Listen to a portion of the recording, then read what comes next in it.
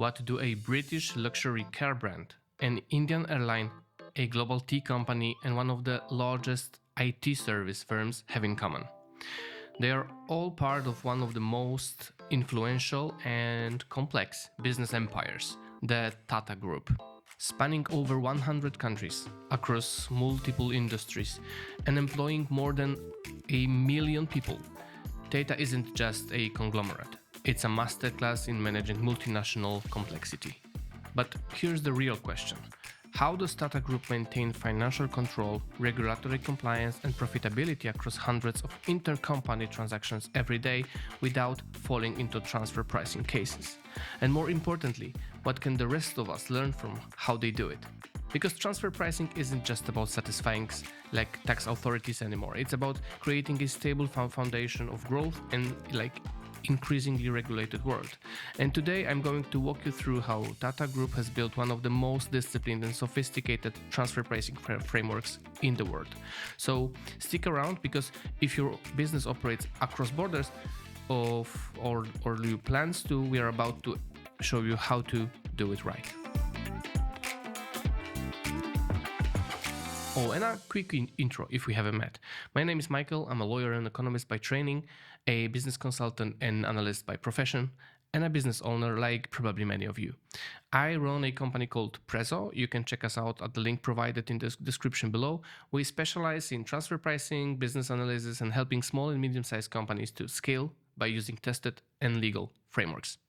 We are working with over 100 companies, yearly tech startups, manufacturers, e-commerce sellers, and I get it. You want clarity, you want real answers and recommendation, and most importantly, you want your business to grow without giving half of your profit away in taxes. So that's what this channel is about, and that's what Prezzo is about. Today's focus is transfer pricing in conglomerates, with a deep dive into Tata Group, India's industrial titan and model of tax discipline in action. Over the next 30-ish minutes, we'll look at how Tata manages intercompany pricing across dozens of industries, IP and service flows between India and in the UK, and complex audits in some of the world's toughest tax jurisdictions. And don't worry, I'll keep it accessible, practical, and packed with real-world strategy. Ready? Let's get started. Let's say we can start with why conglomerates like Tata face transfer pricing challenges that make even the biggest CFOs sweat. But first, let's start with the basic idea. Most businesses have one core product, one revenue stream, maybe a few entities. But conglomerates, it's a different story. They are a completely different beast. Tata Group owns companies in steel, software, cars, chemicals, telecom, finance, tea, and even salt. It's like trying to manage a family of 100 teenagers, all with different needs, budgets, and opinions under one roof. Now imagine those teenagers are multi-billion-dollar subsidiaries spread across different countries, each with their own tax rules, currencies, and languages, and they trade with each other constantly. That's where transfer pricing enters the picture. So what is transfer pricing? In simple terms, whenever two companies under the same corporate group do business with each other, say one sells software services, another buys R&D or licenses a brand, they need to assign a price to that specific transaction. That price has to be arm's length, meaning it has to be the same price you would expect between two unrelated companies negotiating independently. Sounds easy, right? Until you multiply it by 300 plus Tata subsidiaries operating in over 100 countries, making thousands of intercompany transactions every year under dozens of tax regimes. In a conglomerate, transfer pricing is not just a tax exercise, it's a governance issue. Get it wrong and you don't just face fines, you face double taxation when two tax authorities both claim the same income. Audit exposure, especially in jurisdictions like India or UK, US, and worst of it, profit leakage. So that can cause the company collapse. And here's where it gets even trickier. Tata doesn't just have horizontal entities like different brands selling into the same market. It also have vertical chains. For example, Tata Steel supplies Tata Motors, which sources software from TCS and markets in Europe and other. That's vertical integration, and it creates like pricing touch points at every stage of the value chain. Each of those touch points, it needs a compliant, supportable, arm's length price. So why is this so difficult? Because no two subsidiaries are like alike. Some are profitable, others are in investment mode. Some operate in high tax jurisdictions, other in low tax hubs. Some own intellectual properties, other simply provide like routine services. Applying one size fits all pricing, it's not an option. Like, if you're not careful, you end up triggering all the red flags tax authorities are like looking for, like persistent losses, shifting profits, inconsistent documentation, or disconnected financial versus like functional reality. So how does Tata manage all of this across borders, businesses, and billions in revenue? That's where their like transfer pricing discipline comes into play. Let me show you how they like build one of the most robust and replicable systems to manage the chaos. Because while most conglomerates struggle with DP as a compliance burden, Tata treats it as like a strategic advantage. Tata isn't just typical multinational. As I said, it's a conglomerate, but it's a conglomerate of conglomerates, a layered network of more than 300 operating companies, each with its own brand, operations, and in many cases, public listing. But there is one common thread that binds them. They're all part of Tata Group, ultimately controlled by its parent, Tata Sons. And here's where things get really interesting from a transfer pricing perspective. Tata companies operate in over 100 countries across every major sector, from automotive to aviation, from software to steel, from chemicals to consumer goods. That global like sprawl means thousands of intercompany flows, and every one of those flows has to be priced correctly, documented, and defended every year. So let's look at some of the key segments where this complexity comes alive. First, Tata Motors, which owns Jaguar, Land Rover in the UK, one of the most like group's crown jewels. Tata Motors sources steel and components from Tata Steel. Like they design vehicles in Europe, runs operation across Asia, and sells in market like Germany, Australia, and many other. Now consider this: when Tata Motors pays Tata Steel for inputs, or licenses software from TCS, or receives management services from shared entity in India, each of those payments must reflect arm's length pricing. And because these are related parties, the company doesn't just plug in any numbers they want. It has to justify every transfer based on comparables, documentation, and method selection. Now, take that structure and multiply it across TCS, the IT services powerhouse, with subsidiaries in the US, UK, Netherlands, Singapore, and beyond. Tata Chemicals, exporting industrial like chemicals from Asia to Europe. Tata Power, Tata Consumer Products. They have even like 8 o'clock coffee. And Tata Steel operating in India, UK, Netherlands, Thailand. You start to see why managing this web isn't just a tax issue, it's a business imperative. In a structure this complex, transfer pricing becomes the financial nervous system.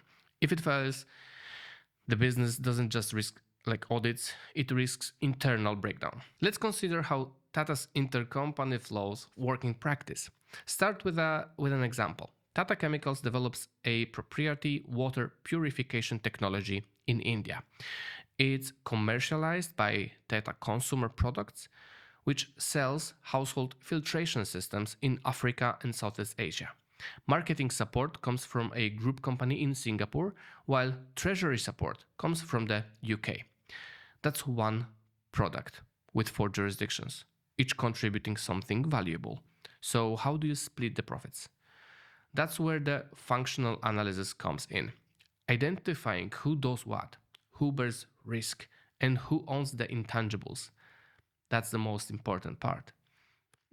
So the hard part is when everyone is connected, pricing has to be justified not only based on cost or markup, but based on value contribution.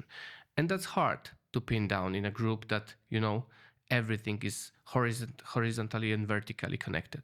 But Tata has something the most conglomerates don't, a strong central governance structures, Tata Sons. Tata Sons sits at the top of the pyramid and plays a coordinating role. While each operating company is autonomous, Tata Sons exerts influence on strategy, brand, capital allocation, and obviously transfer pricing policy. This centralized oversight allows Tata to standardize policy frameworks, ensure method consistency, and many, many more. They need to run their own business. And in a group that spans low tax, mid tax, and high tax jurisdictions from Singapore to India to UK, that discipline is essential. It ensures that the right profit lands in the right place and that the story you tell in your TP report matches what's happening in real life. That global web is a transfer pricing minefield, but it's also kind of a blueprint.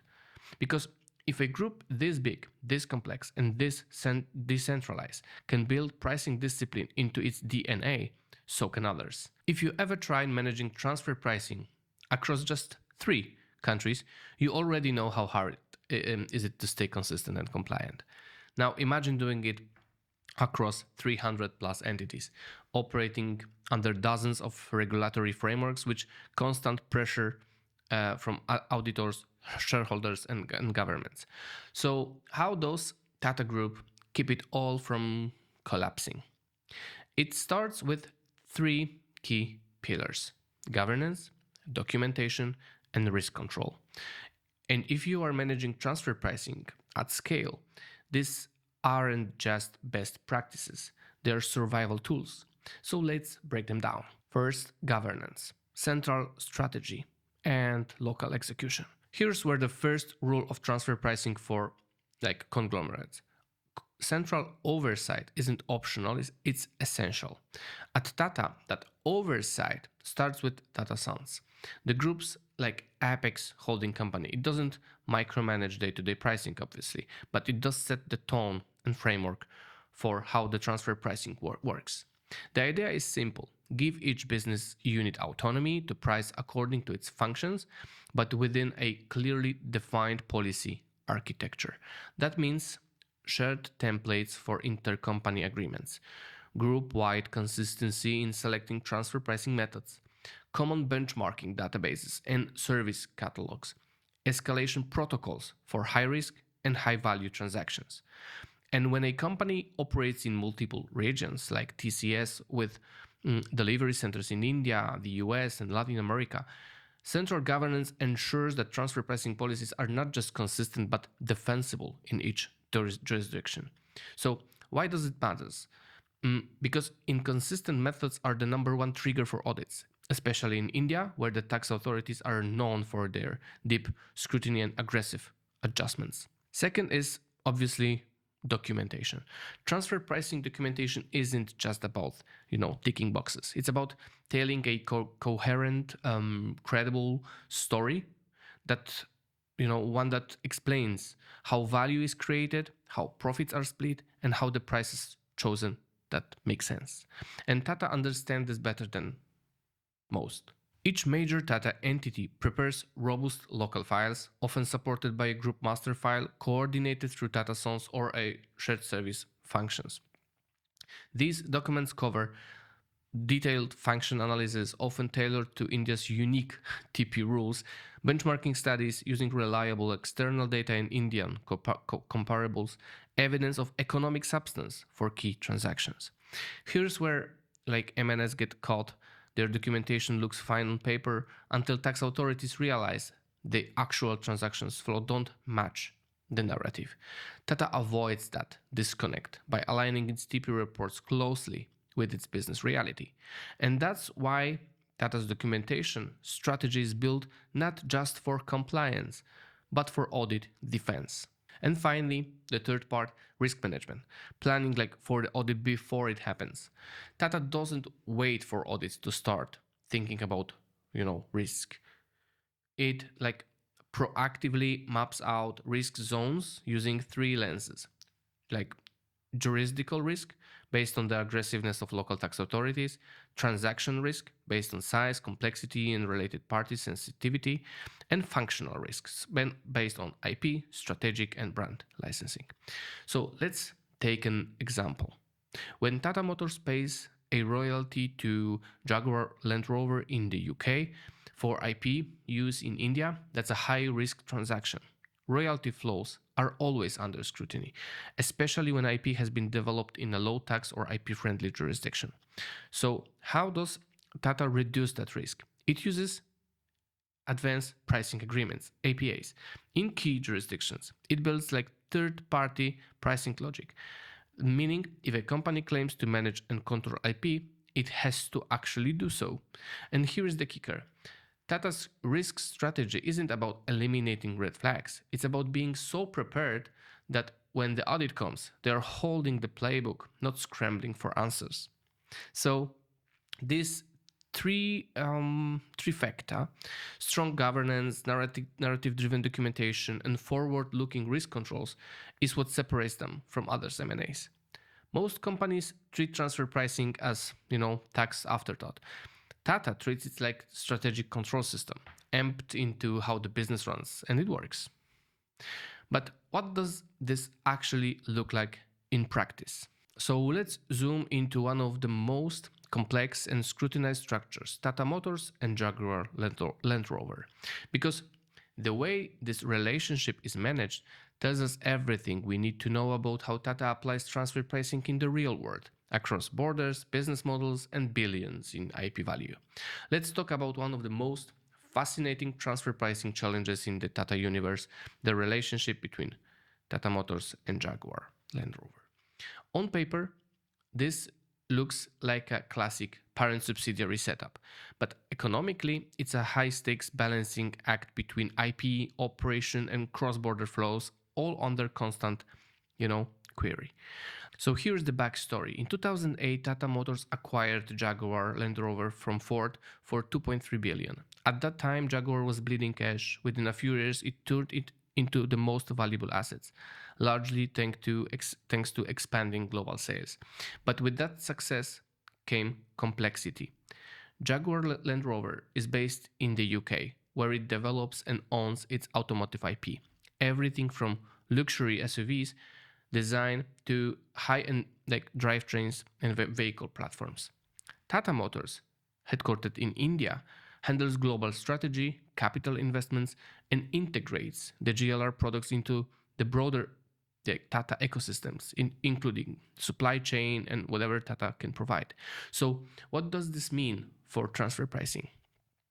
It means you have cross-border transactions involving, for example, royalty payments from Tata Motors to JLR for using UK-developed IP, shared R&D services, management fees for strategic oversight, or intergroup financing, obviously, treasury. Each of these has to be priced carefully. So let's start with royalties. Royalty payments are among the most aggressively audited transaction types worldwide. And when they flow from a high tax country like India to a mid tax jurisdiction like the UK, the red flags go up pretty fast. Tata Motors pay Jaguar Land Rover a royalty for the right to use IP in manufacturing and selling vehicles in Asia and other markets. Tata rate has to be justified using external, probably, benchmarks, often royalty database, license agreements, industry, and so on, and ensure that JLR are legally priced. But it's not just about pricing the royalty, it's also about who does what. Let's say part of the design for a new SUV is done by engineers in India, while the platform technology is developed in the UK. Who gets the value? The answer depends on functional analysis, who controls the development, who bears the cost, and who owns the final outcome. This is where Tata's documentation strategy, shines. They carefully map out DEMPE functions, development, enhancement, maintenance, protection, and exploitation, to justify profit splits, or cost allocations. Now let's talk about shared services.